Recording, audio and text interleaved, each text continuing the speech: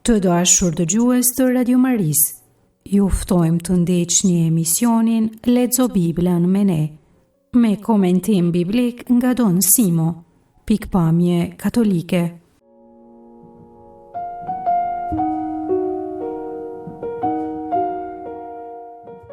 Vazhdojmë sot leximin e librit të Josuehut, lexojmë kapitujt prej 10 deri në 21. Leximin do ta bëj Kristina Krasniqin nga Mol në Belgjik, ndërsa katekezen do ta bëj Adelina Palushin nga Prishtina.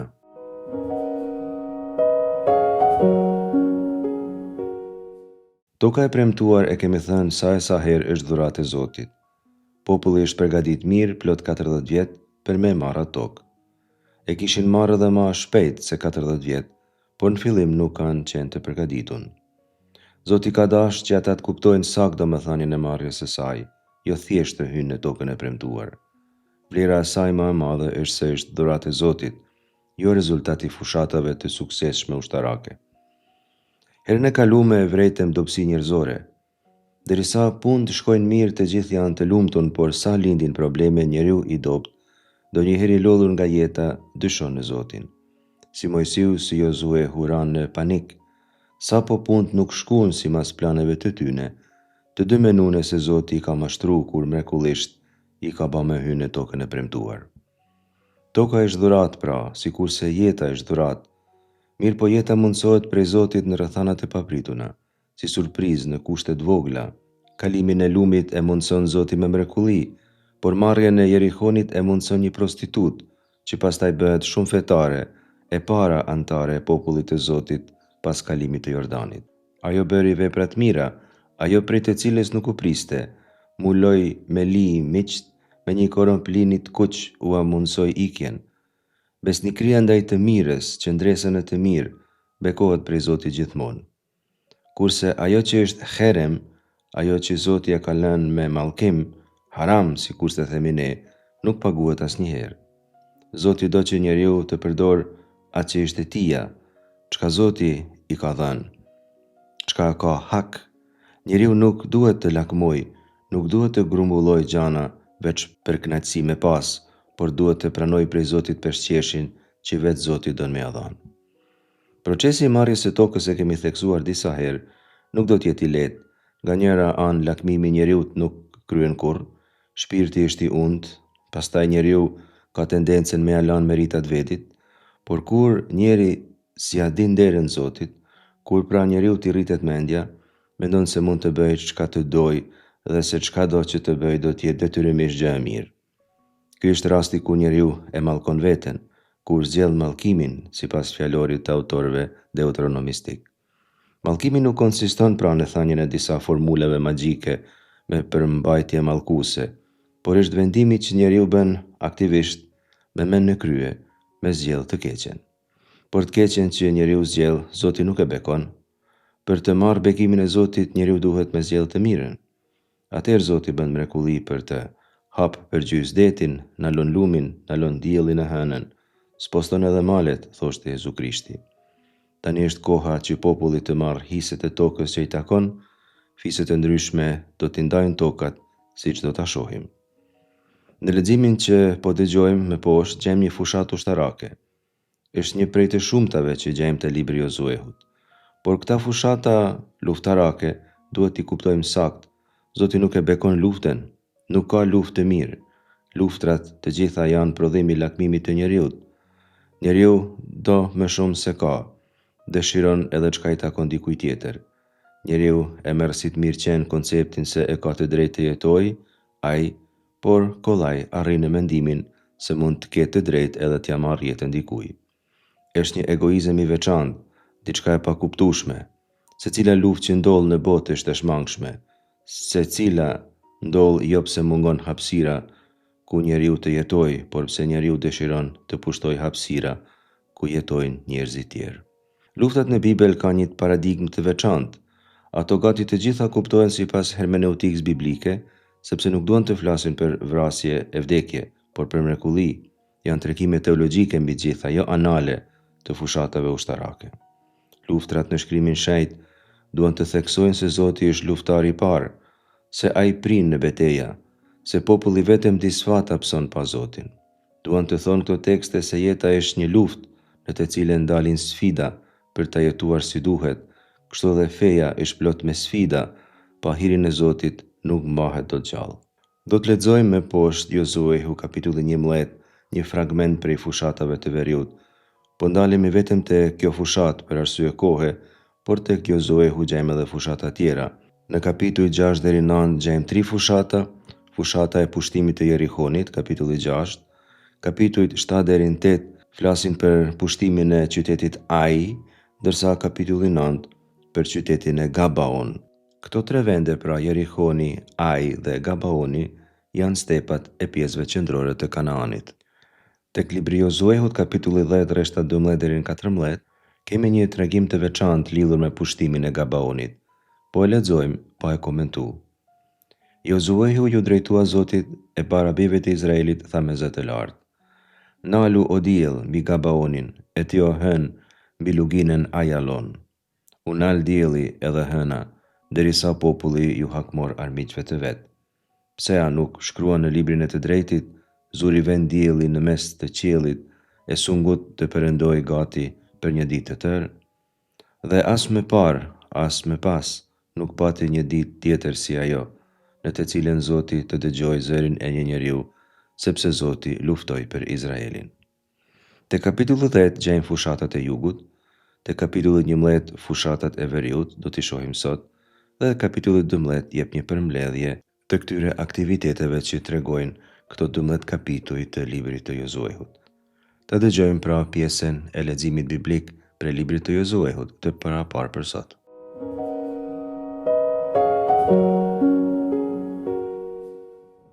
Nga libri i Josuehut, kapitulli 11, rreshtat 1 deri në 9.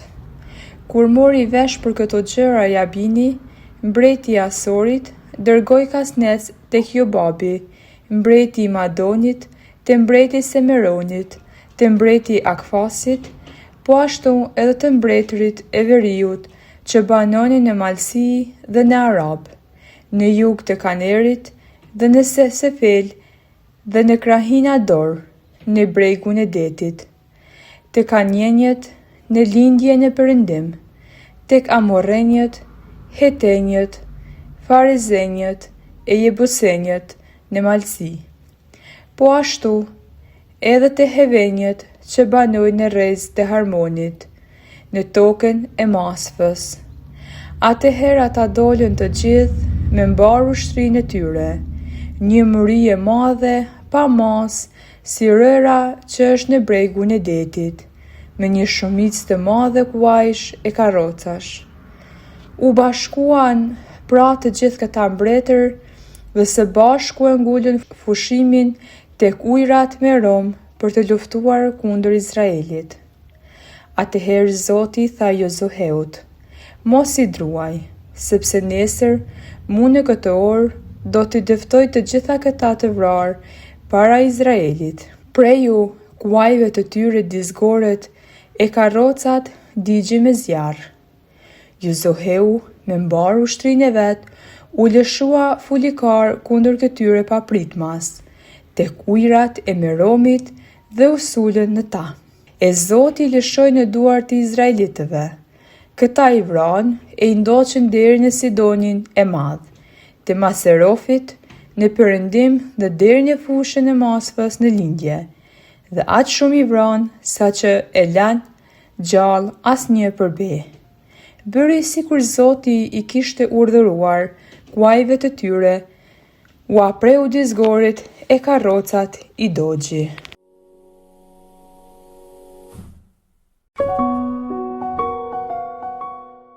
Pjesa që kemi lexuar është pika kulmuese e tregimeve të pushtimeve të tokës. Lexuam se Jabini, mbreti i Asorit, dërgoi kasnec tek Jobabi, mbreti i Madonit, te mbreti i Semeronit, te mbreti i Aksafit, po ashtu te mbretërit e Veriut, që banonin në Malsi dhe në Arab, në jug të Keneretit, edhe në Shefel, edhe në Krahina Dor, në bregun e detit. Gjenë me këto rreshta një motiv të rëndësishëm të tregimeve biblike, që e quajmë motiv perceptimi. Është rasti ku ndonjë personazh i tregimit dëgjon diçka, ose sheh diçka, ose prek me dorë, si të rasti i Izakut për shembull që prek me dorë krahun e djalit të vet Jakobit, pra percepton diçka. Motivi i perceptimit zakonisht është shenjë e fillimit të një veprimtarie, ose të një procesi, ose të një tregimi. Këtu motivin e perceptimit e krijon fjala shama. Jabini, mreti i Asorit, në veri dëgjoj për sukseset e Izraelit në fushatët e jugut. Tek Jozuehu kapitulli 10, rreshtat 1-2, lexojmë se Adonisedeku, mreti i Jerusalemit, dëgjoi se Jozuehu e kishte shkatruar Hain, siç ja kishte bërë Jerihonit dhe mbretit të tij, po ashtu ai bëri edhe Hait e mbretit të tij, dhe se Gabaonasit kishin bërë paqe me Izraelit dhe tashmë ishin bashkuar me ta e kapi tmerrimall. E mani mend rrëfimin e Rahabes në takimin e kaluar. Ajo thoshte se kemi dëgjuar që Zoti e ka tharë detin në kuq, po sa keni hyrë brenda. Kur patet dal prej Egjiptit, dëgjuam edhe çfarë u bët dy mbretërve të Amorejve që ishin për te Jordanit, Sehonit e Ogut, të cilët i vrat. Pra, tema e të dëgjuarit është motiv i veçantë perceptimi, e kishte nxitur Rahaben të besonte në Zot të fortë. Kishin dëgjuar të njëjtën gjë edhe banorët tjerë të Jerihonit me në kryembretin dhe ishin alarmuar shumë edhe ata. Të gjithë tjerët për ta sfiduar Zotin, Rahaba për t'ju mbështetur forcës së tij.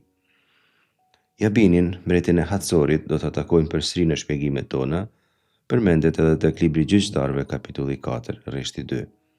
Hatsori, Tel Hatsor, sot quhet edhe Tel El Keda në Galilenë e sipërme, ishte në shekujt 16-12 para Krishtit një qytet-shtet i madh, ndërmjet të rëndësishmit të Kanaan. Këtë vërtetojnë zbulimet arkeologjike, por përmendet shpesh edhe në analet egjiptiane të kohës. Tel Hatsor. Do të bëjmë tani pak gjeografi të Kanaanit të lashtë. Jabini bëri koalicione me këto mbretëri, me Madonin, nuk është i sigurt, është ndoshta Kirbet Madin sot në jug perëndim të detit të Galiles. Shimron, ndoshta është fjala për Tel Shimron ose Tel Semunie, që është një sit arkeologjik, sot ndodhet afër Nazaretit të sotëm. Tjetra është Akshaf, është fjala ndoshta për Tel Keisan në zonat fenikase drejt detit Mesdhe. Nga ana gjeografike këto qytete janë të rëndësishme sepse nëpër to kalonte një rrugë e rëndësishme tregtare. Ishin qytete të pasura, të përgatitura për betejë. Ata me siguri nuk do të dorëzohen lehtësisht. Kjo gjeografi përfshin krahina malore të veriut, janë rrafshnaltat e Galiles, Arava në jug të Kinerotit. Fjala Arava është shkretina e Judes, por fjala Arava do të thonë shkretin në hebraisht. Në këtë rast është fjala për luginën e Jordanit në jug të detit të Galiles. Atëherë edhe vetë deti i Galiles quhet Jam Kineret, në hebraisht det harpet ose deti harp, kinor në hebraisht do të thonë harp, thirret deti harp sepse ka formën e një harpe në hebraisht. Thirret me qira fjala det edhe pse është një liçe, sepse është shumë i madh, është i madh dhe madhësia e tij e bën t'i përngjajë detit. Ulësira, Shefela, është me siguri fusha e bregut të detit.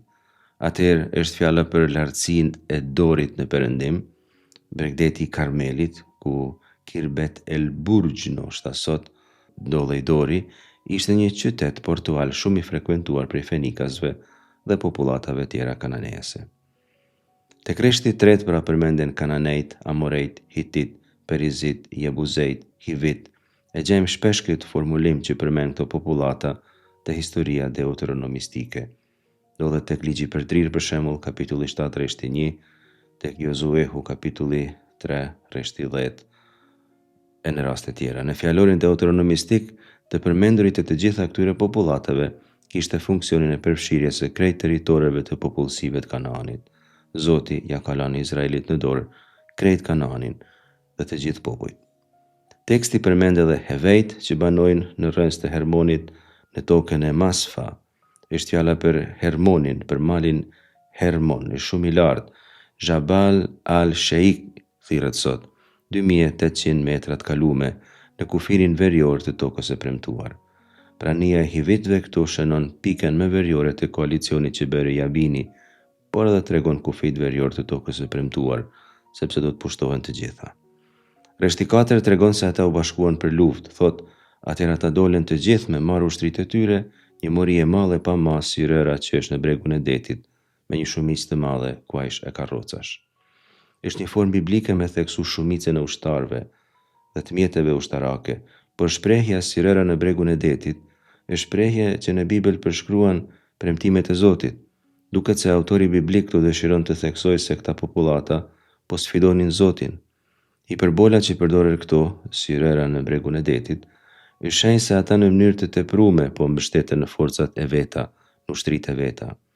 Ata kishin kuaj e karroca, kurse Jozue kishte as kuaj as karroca. Betejë do të ishte jo proporcionale, por paradoksalisht shumë më të fortë do të jenë ata që janë të pa armatosur se ata që janë të armatosur, se ata që kanë kuaj e karroca, sepse Zoti do të luftojë për ta. Izraeli do të jetë më i fortë sepse Zoti nuk mbështet ata që përdorin shigjeta shpata, por ata që mbajnë beslidhen e tij. U bashkuan pra të gjithë, thot reshti 5, këta mbretër dhe së bashku e ngulën fushimin tek ujrat Merom për të luftuar kundër Izraelit. Nuk dihet qartë për cilin lokalitet flitet këtu, por një gjë është e sigurt, ata ishin të vendosur të luftojnë kundër Izraelit. Izraeli ishte pa lambrojtse, ishte nevojshme që të përgjigjej ndaj sulmeve të koalicionit, shumë mirë të organizuar prej Jabinit. Atëherë Zoti i tha Jozuehut mos druaj, thot reshti 6, sepse nesër mu në këtë orë do t'i dëftoj të gjithë këta të vrarë para Izraelit. Prej u kuajve të tyre digzoret e karrocat digji me zjarr. Mos ke frikë për para tyre, al tira mi pnehem në hebraisht. Kjo është një formule njohur e besëridhjes së vjetër.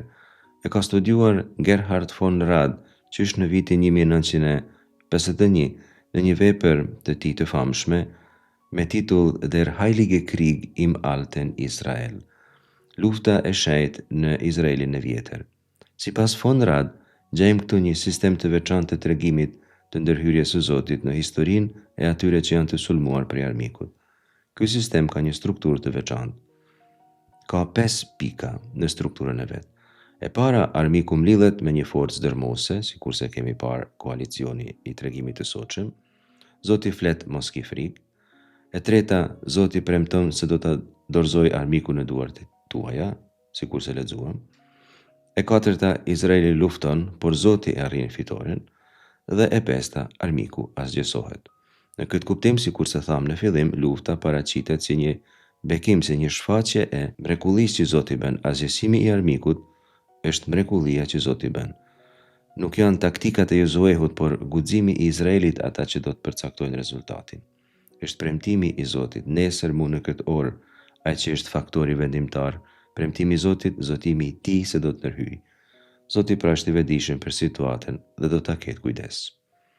Jozuehu me marr ushtrinë e vet u lshua ja kundër tyre papritmas tek ujrat e Meromit dhe u sulën në ta. Koalicioni është mbledhur në një vendodhje të njohur, të përqendruar të gatshëm për luftë. Sulmi i rrufeshëm me Jozuehut e shkatron formacionin e tyre përpara se ata të mund të përdorin kuaj të qerrët. Kështu shkruan rreshti 8, Zoti i lëshoi në duart e izraelitëve. Koalicioni ishte tepër i fortë, megjithatë Izraeli fitoi. Kjo tregon se sa më e madhe të jetë dobësia njerëzore, aq më i dukshëm është veprimi i Zotit. Ky është një model biblik i vazhdueshëm. Kalimi i detit të kuq, tregimi i Davidit dhe Goliatit do ta shohim, Elia në malin Karmel është i vogli që fiton gjithmonë. Janë të gjitha ngjarje në të cilat theksohet fitoria e Zotit. I tema e azjesimit të armiqve pra është teologjike, theksojmë edhe një herë. Teksti biblik nuk ka dëshirë të përshkruaj dhe të tregoj lufta dhe vdekje, ka dëshirë që nëpërmjet këtyre tregimeve që përshkruajnë azjesimin e armiqve të theksojë mrekullinë e Zotit për popullin e vet. E dyta, fjala e Zotit është fitoria kryesore, premtimi i tij është fitore. Nesër mu në këtë orë, në këtë moment ka fituar Izraeli, akoma para se të filloj beteja. Në cilin moment? Në atë moment kur Zoti e ka dhënë premtimin e tij. Pse? Sepse e dim se ai premtimin do ta mbajë. Ta përfundojmë pra shpjegimin e kësaj pjese duke theksuar se vetë premtimi i Zotit është fitore në vetvete.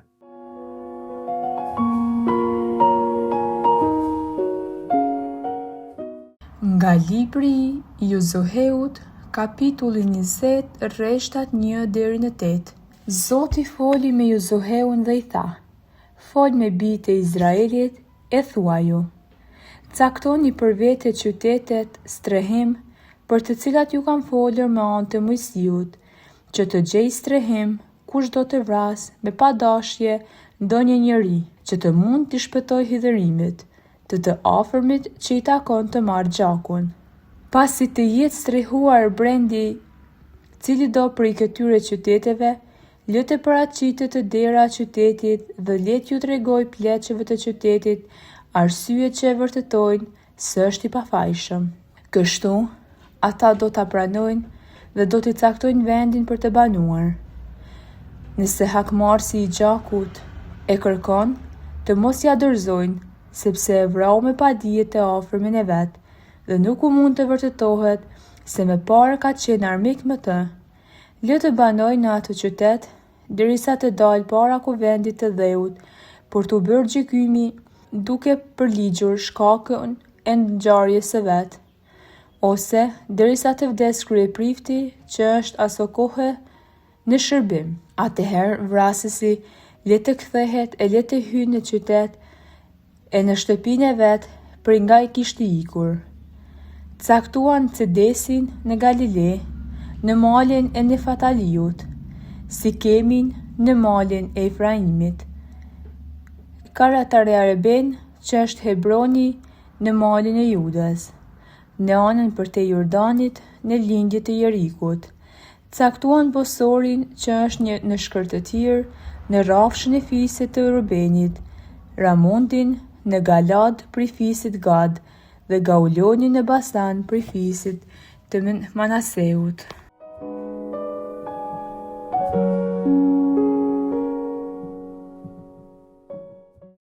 Kapitulli 20 i Josuehut i përket seksionit të ndarjes së tokës. Ky përfshin kapitujt 13 deri 21.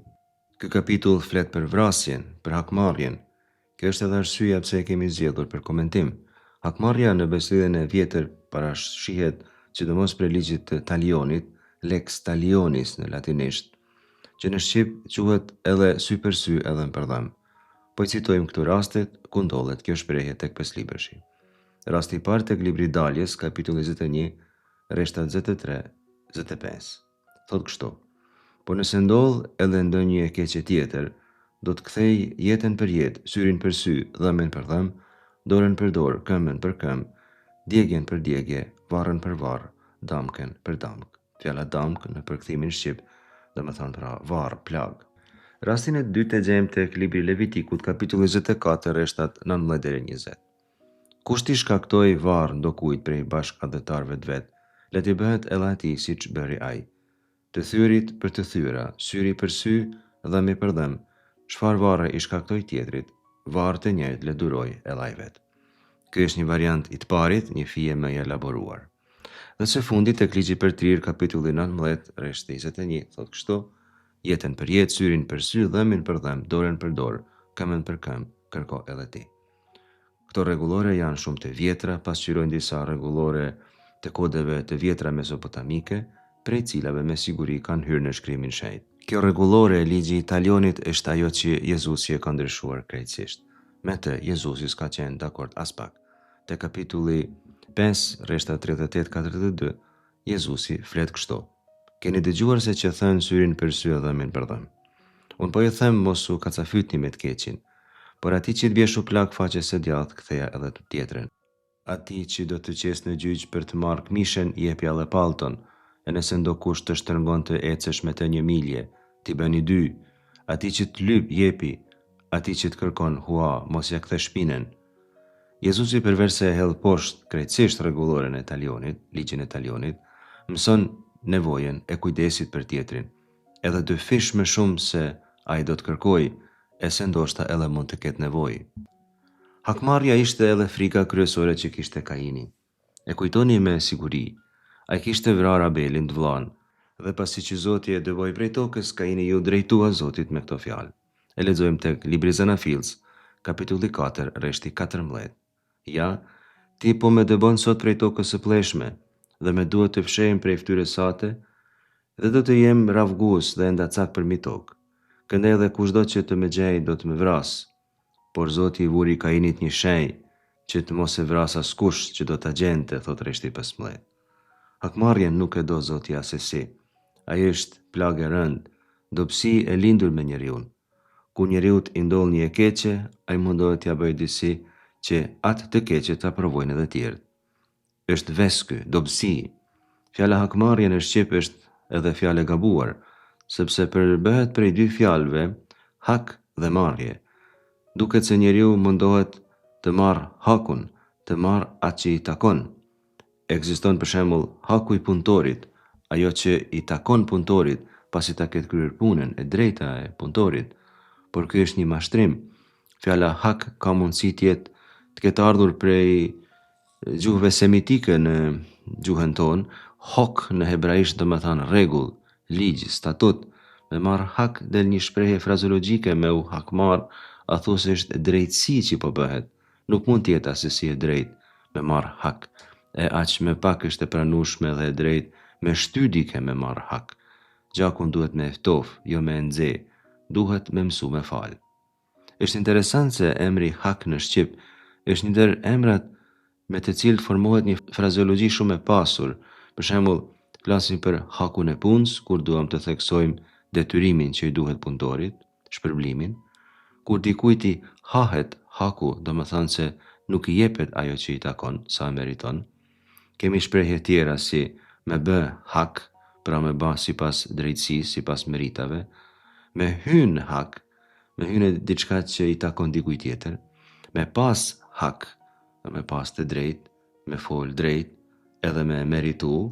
Për shembull, diku i thot e ke hak me ta thënë një fjalë, do të thonë e meriton me ta thënë atë fjalë, por mund thuhet edhe fole hakun do të thonë fole të vërtetën. Mase ne kemi edhe shprehje tjera, sikurse për shembull me la hakun, me ardh hakut. Edhe së fundi, Zoti është hak, Zoti është e vërteta. Hakmarrja nuk ka në asnjë mënyrë si tjetë diçka që tjetë hak, diçka që tjetë e vërtetë. Hakmarrja nuk është drejtësi asnjëherë. Por tani të kthejmë tek libri Jozuehut, kapitulli 20, rreshtat 1-2. Zoti i foli Jozuehut dhe i tha: Ky formulim i fjalisë, sidomos kur i paraprin një seksioni narrativ, kur pra i prin një tregimi, tregon se Zoti po jep një detyrë Jozuehut. Por nuk janë detyrime tepër treja, është fjala për ato detyrime që quhen detyrime Asher Dibarti Alehem Bejad Moshe, fjalë për fjalë, për të cilat u kanë fol edhe nëpërmjet Mojsiut. Mojsiu është ndërmjetësi përmes të cilit Zoti ka sjell ligjin, Jozuehu është ai që e vën në veprim. Jemi në një periudhë pra kur Zoti e ka zbuluar vullnetin e tij për Izraelin, është koha kur kjo do të vihet në veprim. Caktoni për vete qytete strehim për cilat ju kanë folur me anë të Mojsiut, që të gjej strehim kushdo të vras me pa dashje ndonjë njeri që të mund t'i shpëtoj hidhrimit të afërmit që i takon të marrë gjakun. Kjo është një ndër konceptet ligjore më të rëndësishme në legjislacionin e librit të Levitikut dhe të Numrave. Është fjala për dikë që shkel një normë pa qëllim të keq. Është gabim, por ndoll që njeriu me gabu. Konsiderohet gabim pa qëllim të keq edhe kur bëhet bëlidaat në hebraisht, pa dije. Personi nuk ishte i vetëdijshëm për rezultatin e veprës së tij. Gjakmarrësi në hebraisht thirret Goel Hadam, ai që merr gjakun, fjalë për fjalë, domethënë shëlbuesi i gjakut, është një nga institucionet më të vjetra të Izraelit të lashtë. Fjala Goel tregon detyrimin e të afërmit më të ngushtë për të shpëtuar të humburin e familjes. E kemi parë tek libri Levitikut, kapitulli 25, rreshti 25, por do ta shohim përsëri, do të flasim për këtë element logjik të Goel tek Ruta, kapitulli 3-4. Gjaku do të shpëtohet edhe sklevërve, sikurse parasheh kapitulli 25 i librit të Levitikut. Pra, gjaku nuk do t'i merret askuj, gjaku do t'i shpëtohet gjithkuj, sipas mësimeve të librit të Jozuehut të kretë historisë deuteronomistike, sidomos gjaku i dikuj që ka katënuar, ka gabuar, pa dije ose pa dashje. Ky person, Goel Hadam, kishte këtë detyrë famkeqe, të mirëte gjakun e antarit familjes së vrarë, pikrisht në përputhje me normen sy për sy e dhëm për dhëm. Zoti, për të kundërvend kësaj normative, vendos të caktoj qytetet veçanta, ku do të strehohen ata që kishin rënë në gjak, dhe në ato qytete ishte e ndalur hakmarrja. Rreshti 4 parashon një procedurë të pazakont. Pasi të jenë strehuar brenda cili do prej këtyre qyteteve, le të paraqitet te dera e qytetit dhe le t'u tregoj pleqve të qytetit arsyet që vërtetojnë se është i pafajshëm. Kështu ata që do ta pranojnë, do t'i caktojnë vendin për të banuar. Te dera e qytetit bëheshin gjykimet e çështjeve, këtë e dim prej librit të Rutës, prej fjalëve të Urta kapitulli 31, Amosi kapitulli 5, rreshti 12 e tekste të ndryshme tjera në Besëdhjen e Vjetër. Dera ishte kufini midis botës së jashtme dhe të brendshme. Le t'u tregoj pleqve do më thanë se do të bëhet një farë rrëfimi të ngjarjes, ngjarja do të bëhet e ditur publikisht dhe të vërtetohet se ishte i pafajshëm me qëllim që pastaj pleqt t'ia pranojnë tregimin e tij dhe t'i garantojnë mbrojtje në pritje të procesit të plot ligjor. Rreshti 5 thekson se në këtë qytet personi duhet të mbrohet nga gjakmarrësi. Ligji parashes se nuk dorëzohet dorasi në duart e gjakmarrësve.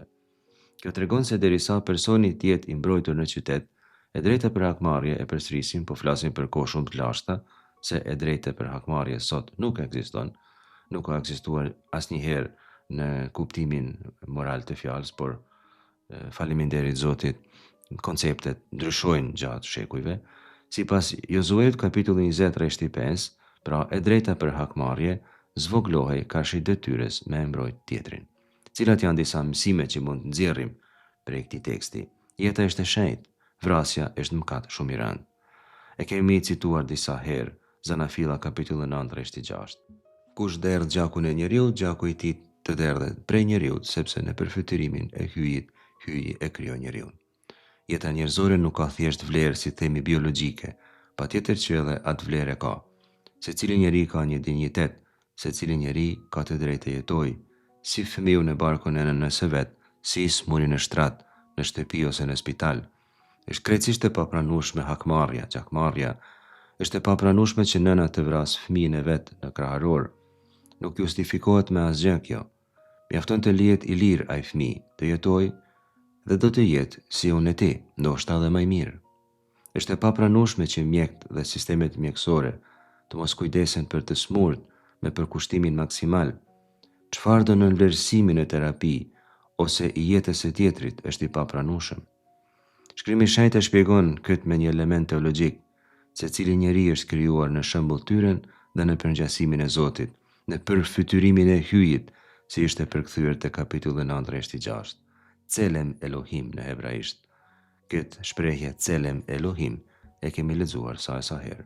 Nga ana morale ka dallim a bëhet një veprim me qëllim apo pa qëllim, edhe kjo është një element tjetër që thekson këtë tregim. Strehimi i personit që ka vrarë pa dashje tregon se ka dallim midis aksidentit të pamenduar dhe veprimit mirë të menduar. Neve sot na duket si diçka normale, por në lashtësi arritja në këtë dallim ishte gjë e madhe. Kjo tregon se secilin rast duhet me studiu me kujdes, sepse nuk janë njësoj të gjitha rastet. Kjo është e rëndësishme sidomos kur duam të gjykojmë veprimet ose gjestet tona, ose edhe tjerëve. Veprimi duhet shqyrtuar brenda kontekstit në të cilin është kryer dhe jo thjesht në bazë të peshës që ai veprim ka.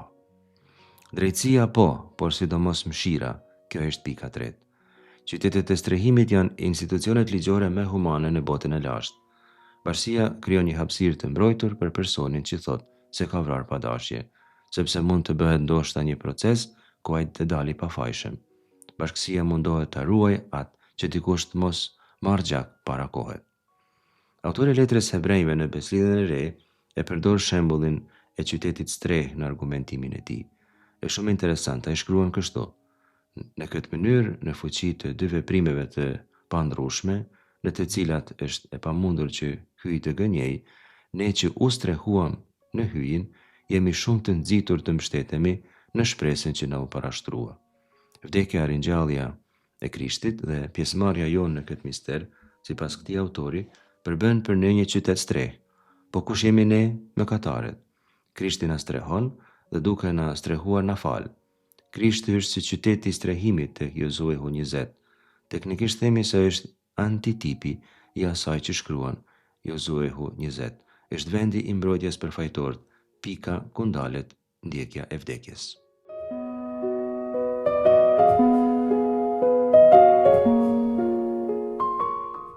Nga libri i Josueut, kapitulli 21, rreshtat 1 deri në 8.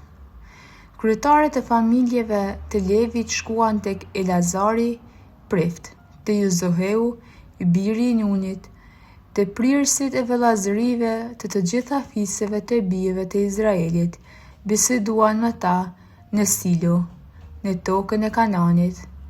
U thanë, Zoti urdhëroi mam të Mojsiut që të na jepen qytetet për të banuar dhe rrethinat e tyre për të kullotur bagetit. Bijtë e Izraelit u dhan levitëve prej pronave të veta, siç kishte urdhëruar Zoti. Ato qytete me rrethinat e tyre u hodh shorti për familjet e Katit, bijve të Aronit, prift. U ran me short 13 qytete prej fisëve të Judës, të Simonit e të Benjaminit. Të tjerëve bijve të Katit, domethënë levitëve, u ran me short 10 qytete prej fisëve të Efraimit, të Danit e të gjysmës së fisit të Manaseut. Kurse bijve të Gersonit, shorti u ran të marrin 13 qytete prej fisëve të Isaharit, të Aserit e të Nefataliut dhe të gjysmës së fisit të Manaseut në Basan. Bijve të Merariut, sipas vëllazërive të tyre, u takuan 12 qytete prej fisëve të Rubenit, të Gadit e të Zabulonit. Bijtë e Izraelit u dhan levitëve ato qytete me rrethinat e tyre, siç kishte urdhëruar Zoti me anë të Mojsiut me shart.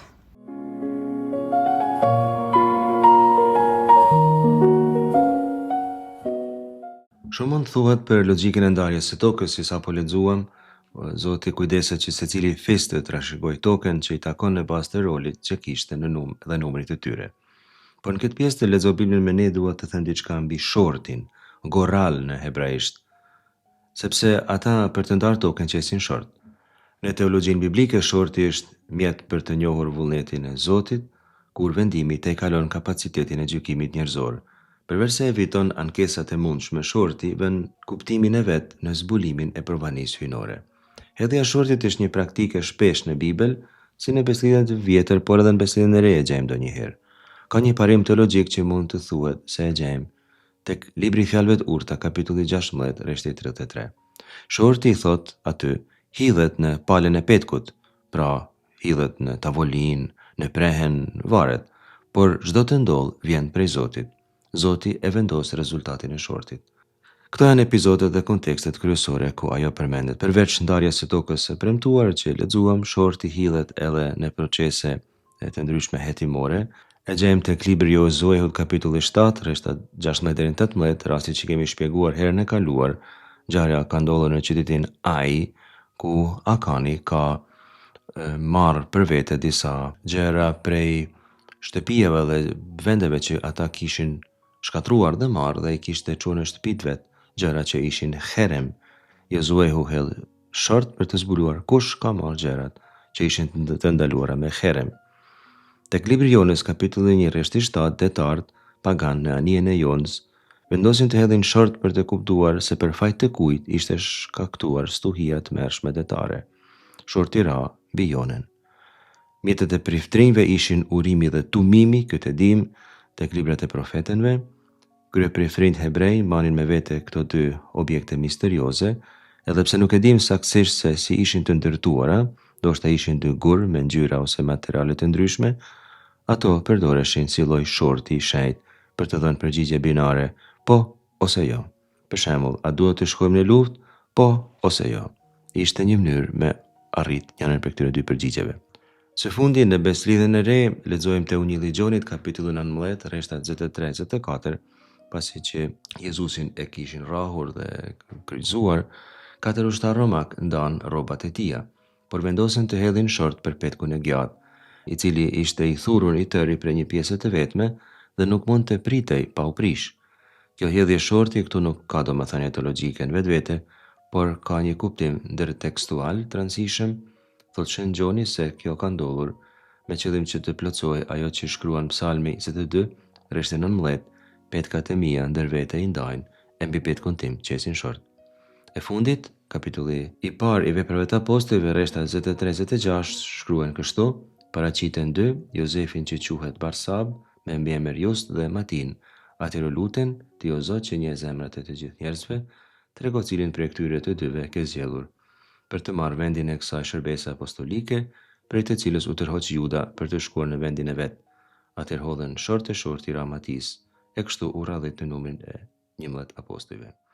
Pas vdekjes së Judit Iskariotit, pra, apostujt duhet të zgjedhin zëvendësuesin para arshajve që Shpirti i Shenjtë të zbresë mbi 12 apostuj, sikurse ka dashur Jezusi dhe jo mbi 11. Kështu sikurse lexuam qeshtin short dhe shorti i Ramatis.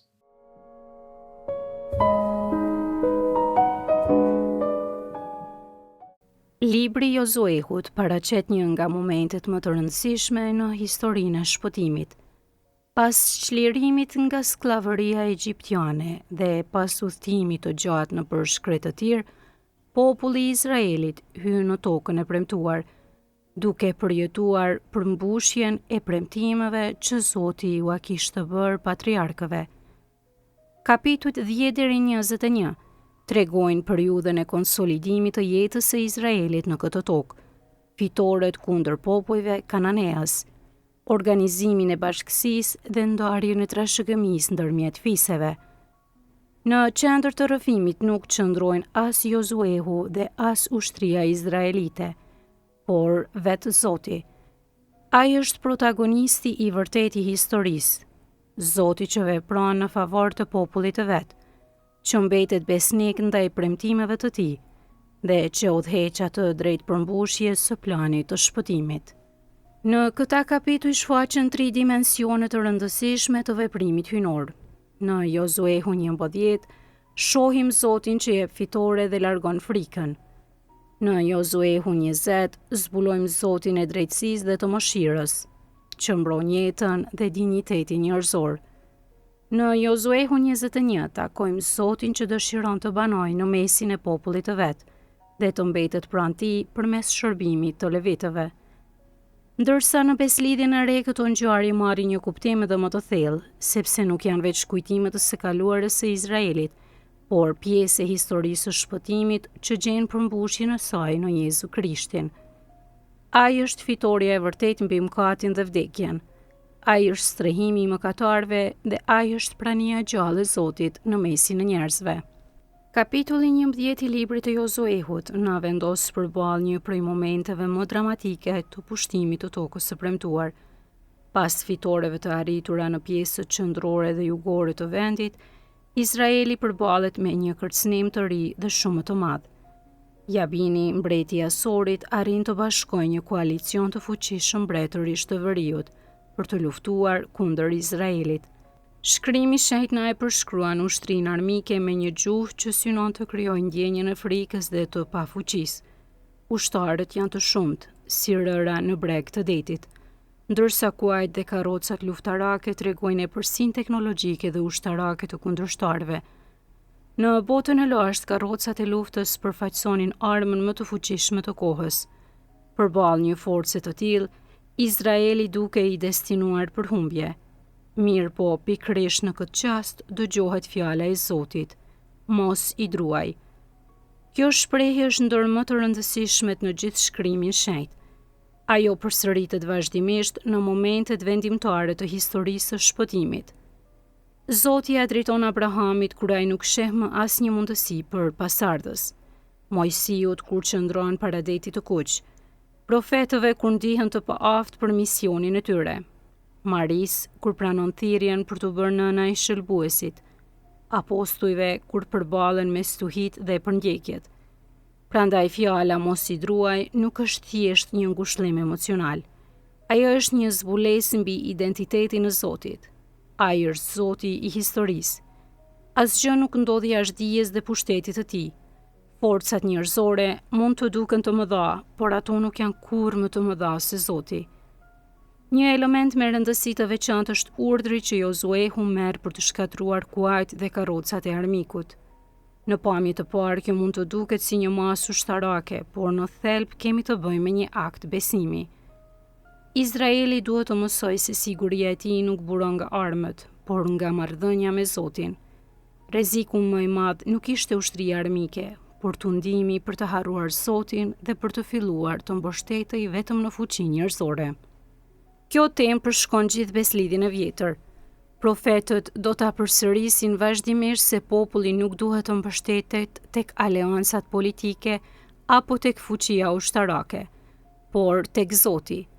Besimi nuk mohon rëndësinë e përpjekjeve njerëzore, por kujton se asnjë mjet toksor nuk mund të zërë vendin e Zotit. Në beslidhjen e re, kjo fitore bëhet figurë e fitores së Krishtit. Jezusi nuk fiton përmes armëve apo pushtetit politik. Ai fiton përmes dashurisë, bindjes ndaj Atit dhe flijimit në kryq. Në sytë e botës kryqi është shenjë humbjeje, por në planin e Zotit ai bëhet triumfi përfundimtar mbi mëkatin dhe vdekjen. Edhe sot njeriu përballet me ushtri të ndryshme, frikën për të ardhmen, sëmundjen, pasiguritë ekonomike, konfliktet familjare, vetmin apo humbjen e shpresës. Në këto situata, fjala e Zotit vazhdon të jehojë me të njëjtën forcë. Mos ki frikë, sepse unë jam me ty. Ne si besimtarë jemi të thirrur të pyesim veten. Ku e vendos sigurinë time? Në çfarë mbështetem kur përballem me vështirësitë? A besoj vërtet se Zoti është më i madh se çdo problem dhe se ai vazhdon të veprojë në historinë time? Pas rrëfimeve mbi luftrat dhe fitoret, kapitulli 20 paraqet një temë krejtësisht tjetër, themelimin e qyteteve të strehimit. Në shikim të parë mund të duket një tekst juridik me interes vetëm historik, por në të vërtetë ai zbulon një nga aspektet më të bukura të fytyrës së Zotit. Në kulturat e lashta, hakmarrja e gjakut ishte një praktike e zakonshme. Kur dikush vriste një person, edhe pa dashje, familjarët e viktimës ndiheshin të detyruar të merrnin hak. Shpesh kjo ndodhte pa hetim, pa gjykim dhe pa mundësi mbrojtjeje. Në këtë mënyrë krijohej një cikël i pafundhune. Pikërisht këtu ndërhyn Zoti. Ai urdhëron krijimin e qyteteve të strehimit, ku mund të strehohej personi që kishte shkaktuar vdekjen e dikujt pa qëllim. Këto qytete bëhen vende sigurie, ku e vërteta mund të kërkohet pa u errësuar nga zemrimi dhe hakmarrja. Në këtë tekst zbulohet qartë se Zoti është njëkohësisht i drejtë dhe i mëshirshëm. Drejtësia e tij nuk është ndëshkim i verbër, ndërsa mëshira e tij nuk është neglizhim i së keqes. Zoti dëshiron që e vërteta të zbulohet dhe që dinjiteti i çdo personi të respektohet. Jeta njerëzore ka një vlerë të shenjtë. Pikërisht për këtë arsye dhe kur humbet për shkak të një aksidenti apo pakujdesie, çështja nuk mund të trajtohet me lehtësi. Por po aq e shenjtë është edhe jeta e atij që akuzohet. Askush nuk duhet të dënohet pa u dëgjuar dhe pa u gjykuar drejtësisht. Një element domethënës është fakti se personi qëndronte në qytetin e strehimit deri në vdekjen e kryepriftit. Në mendsinë biblike, kryeprifti përfaqësonte gjithë popullin para Zotit. Vdekja e tij shënonte fillimin e një etape të re dhe mundësinë e pajtimit. Kjo ide gjen përmbushjen e saj në Jezu Krishtin. Ai është kryeprifti i madh dhe i përjetshëm. Përmes vdekjes dhe ringjalljes së tij, njerëzimi fiton pajtimin me Atin dhe mundësinë për një jetë të re. Prandaj etrit e kishës i kanë parë qytetet e strehimit si figurë të Krishtit. Ai është strehimi ku njeriu gjen falje, mëshirë dhe shpëtim. Ky tekst është veçanërisht aktual për kohën tonë. Shoqëria moderne shpesh karakterizohet nga gjykime të shpejta, paragjykime dhe dënime publike. Njerëzit dënohen para se të dëgjohen dhe etiketohen para se të njihet e vërteta. Fjala e Zotit na kujton se drejtësia kërkon durim, dëgjim dhe respekt për personin. Kisha është e thirrur të jetë vend ku njerëzit gjejnë mirëkuptim, falje dhe mundësi për të kthyer tek Zoti. Ajo duhet të jetë një qytet strehimi, shpirtëror për të gjithë ata që kërkojnë paqe dhe pajtim. Ndërsa teksti i tretë na çon në fazën e ndarjes së tokës së premtuar. Pas shumë vitesh lufte dhe pritjeje, fiset e Izraelit marrin trashëgëminë e tyre. Megjithatë levitët nuk marrin një territor të veçantë si të tjerët. Në vend të kësaj, ata shpërndahen në qytete të ndryshme në të gjithë vendin. Në pamje të parë kjo mund të duket si një mungesë privilegji, por në realitet ajo zbulon misionin e tyre unik. Levitët janë thirrur të jenë kujtese vazhdueshme e pranisë së Zotit në mesin e popullit. Ata nuk duhet të jetojnë të izoluar në një krahin të vetme, por të jenë pranë gjithë Izraelit. Përmes tyre populli kujtohet vazhdimisht se jeta nuk mbështetet vetëm në tokën që zotron, por në marrëdhënien me Zotin. Këtu zbulohet një vërtet shumë e rëndësishme. Qëllimi përfundimtar i historisë së shpëtimit nuk është zotrimi një territori, por bashkimi me Zotin. Toka e premtuar është vetëm një shenjë një realiteti më të madh, asaj të bashkimit me Zotin. Në këtë tekst shohim gjithashtu kujdesin e Zotit për ata që i ka thirrur në shërbimin e tij. Ai nuk i harron levitët. Ai siguron që ata të kenë vendin e tyre në bashkësi dhe të mund të përmbushin misionin e tyre. Kjo temë arrin kulmin në misterin e mishërimit. Në Jezu Krishtin, Zoti bëhet Emanuel, hyi me ne. Ai nuk qëndron më vetëm në tempull, por hyn në histori njerëzore dhe jeton mes njerëzve. Pas ringjalljes, kjo prani vazhdon në kishë dhe veçanërisht në Euharistin shenjte. Krishti mbetet në mesin e popullit të tij, e udhëheq, e ushqen dhe e shenjtron atë. Për këtë arsye, teksti merr një rëndësi të veçantë për jetën e kishës. Meshtarët, rregulltarët dhe rregulltarët janë të thirrur të jenë shenja të pranisë së Zotit në botë.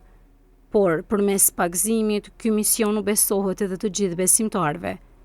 Çdo i krishter është i thirrur të jetë dëshmitar i Krishtit aty ku jeton. Prania e Zotit nuk duhet të mbetet e kufizuar në kishë, por duhet të bëhet e dukshme në familje, në vendin e punës, në shkollë dhe në shoqëri. Ashtu si levitët ishin shpërndarë në të gjithë Izraelin për ta kujtuar praninë e Zotit, edhe të krishterët janë të thirrur të jenë të pranishëm në zemër të botës për të dëshmuar Ungjillin. Të tre tekstet e zgjedhura nga libri i Josuehut na paraqesin një vizion të plotë të veprimit të Zotit në historinë e popullit të tij. Në fitoren mbi mbretërit e veriut zbulohet Zoti që largon frikën dhe u mëson njerëzve të mbështeten tek Ai. Në qytetet e strehimit zbulohet Zoti i drejtësisë dhe i mëshirës, që mbron jetën dhe hap rrugën e pajtimit. Në shpërndarjen e levitëve zbulohet Zoti që dëshiron të mbetet vazhdimisht pranë popullit të vet. Të gjitha këto realitete gjejnë përmbushjen e tyre të plotë në Jezu Krishtin. Ai është fitoria jonë mbi mëkatin dhe vdekjen. Ai është strehimi ynë i sigurt dhe kryeprifti që na pajton me Atin. Ai është Emanueli, hyi që banon në mesin ton. Në një botë mbushur me pasiguri, konflikte dhe kërkim kuptimi, libri i Josuehut na kujton se historia nuk drejtohet nga fuqia e njeriut, por nga besnikëria e Zotit. Ai vazhdon të veprojë në jetën e popullit të tij, vazhdon të thërrasë njerëzit në besim dhe vazhdon të udhëheq drejt plotësisë së shpëtimit. Prandaj mesazhi themelor i këtyre kapitujve mund të përmbledhet në këtë të vërtetë. Zoti është besnik ndaj premtimeve të tij. Ai lufton për popullin e vet, e mbron me drejtësi, banon në mesin e tij dhe udhëheq drejt fitores përfundimtare në Jezu Krishtin.